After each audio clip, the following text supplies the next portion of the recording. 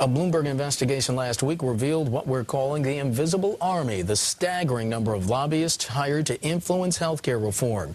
Bloomberg found there were 6 healthcare reform lobbyists for every member of Congress, more than 3,300 total. And it turns out Big Pharma has more lobbyists than any other organization, 138. Why so many? And what does the industry want? Our Lindsay Aaron joins us now from Washington with more on that story. Lindsay, good afternoon. Afternoon, Mark. Well, look, it's obvious. Pharma made a very calculated decision when it became the first major player to back healthcare reform. It clearly wanted a seat at the negotiating table when it came to this reform bill, and it was willing to pay a lot of money for it. We're talking about $80 billion to be exact. The pharmaceutical industry has committed to reduce its draw on the healthcare system by $80 billion over the next 10 years as part of overall healthcare reform. It was an unprecedented partnership. Pharma agreed to shrink the so-called donut hole, that's the gap in Medicare coverage, making brand-name drugs more affordable for seniors. Pharma also agreed to chip in as much as $150 million for ads like this. A little more cooperation, a little less politics. Using the very characters who helped sink healthcare reform in the 90s.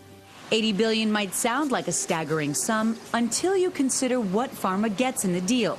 By reducing the donut hole, seniors will be more likely to stay with brand-name drugs rather than switching to generics or dropping their medications altogether. They'd rather get a smaller margin on the sales in the donut hole than to get no margin, which is what's happening.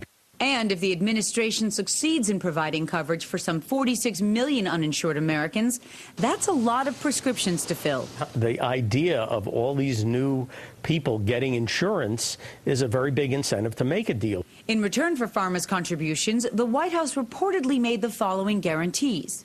It would not pursue the reimportation of prescription drugs from Canada and Europe, and it would not allow government bargaining for Medicare drug prices.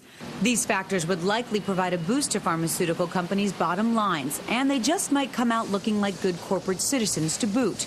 Consumer advocates say, no question, Pharma gets the better end of the deal by far.